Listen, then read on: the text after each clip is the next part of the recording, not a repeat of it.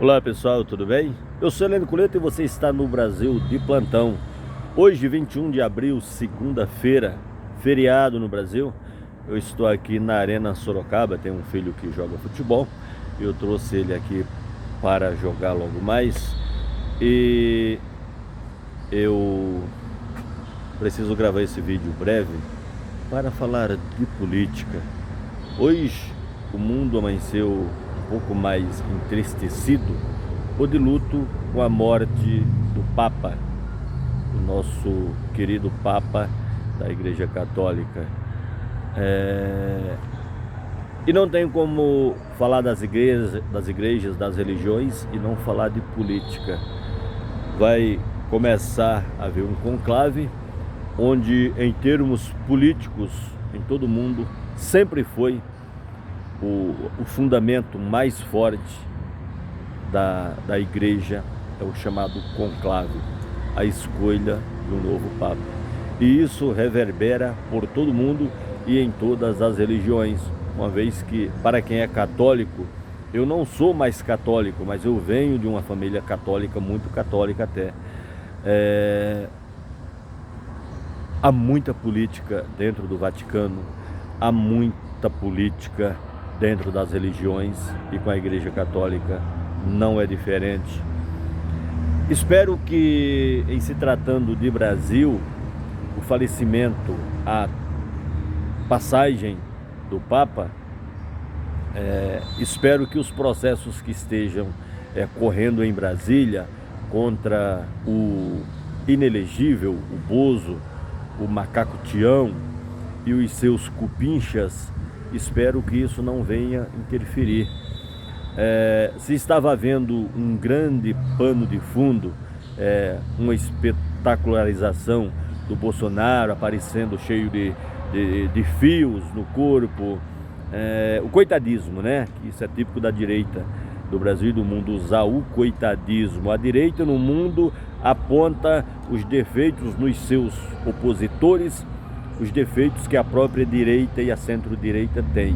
Isso é da época do bigodinho lá, do Adolfo, né? Não vou falar o nome completo não, senão o YouTube não divulga o meu vídeo para mais pessoas. O Mussolini, o Salazar, a caráter da Europa, tá? Tivemos Benito Mussolini na Itália, foi um grande fascista, foi um terror para a população italiana.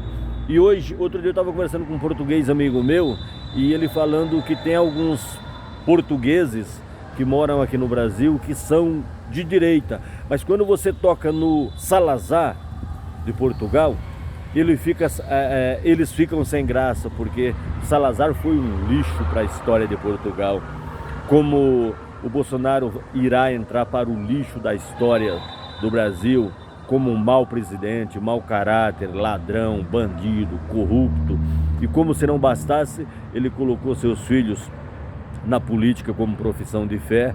E hoje, sabendo ele que a qualquer momento pode sair a ordem de prisão, porque essa espetacularização que ele está fazendo, por estar internado em Brasília, no hospital em Brasília, ele está tentando trazer para o povo o seguinte: olha, eu sou o ex-presidente, coitadinho, que não posso ser preso porque eu fiz bem para o Brasil, eu sou um ex-presidente da República e eu tenho que ter o clamor público para que eu não possa ir para a cadeia. Isso, aspas, para o Bolsonaro. Ninguém me contou isso, mas ele quer trazer esse clamor, que a população entenda que o Bolsonaro é um coitadinho, sendo que ele não é. O Bolsonaro é bandido, é delinquente.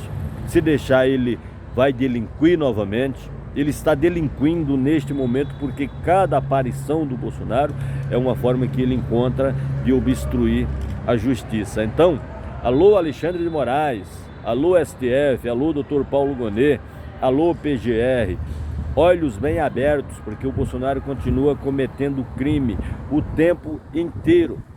E fiquem atentos, porque com essa passagem do Papa, enquanto vai acontecer muitas coisas em Roma, conclave, vai haver Papa, não vai haver Papa, tá, e tudo mais, muitas coisas podem acontecerem nos bastidores escuros e horrendos da política nacional.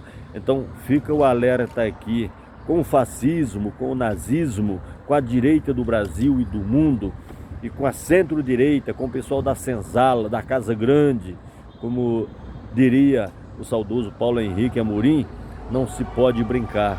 Então essas pessoas estão aptas e ávidas a atacar o sistema eleitoral, a atacar toda a população brasileira, a atacar os ministros do STF e até mesmo atacar o presidente Lula.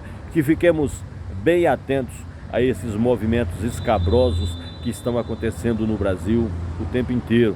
E um dado interessante é que o Bolsonaro, depois que se tornou réu, ele ficou muito mais agressivo do que já era.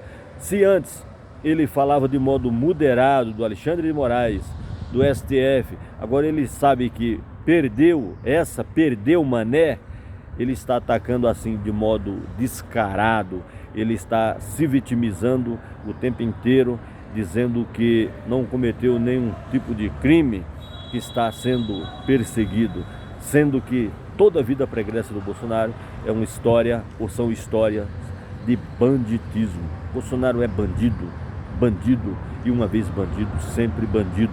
Se deixar o Heller, ladrão de galinha, quem roubou joia rouba galinha. Se deixar qualquer coisa fácil, ele mete a mão.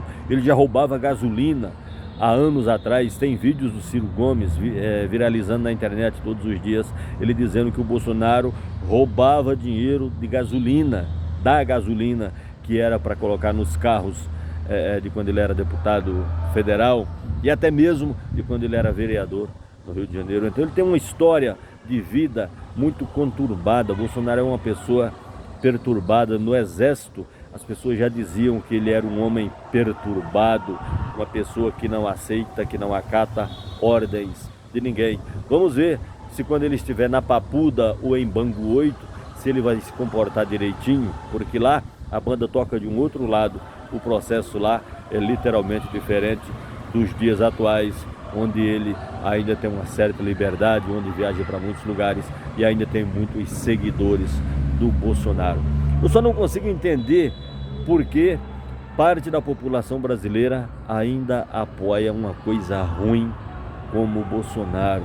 Para você apoiar algo que é ruim, como o universo ele age e ele é constituído de frequência e vibração, o Bolsonaro ainda consegue encontrar algumas pessoas que vibram no mesmo patamar que ele, ou seja, tem a mesma vibração, tem a mesma energia que ele.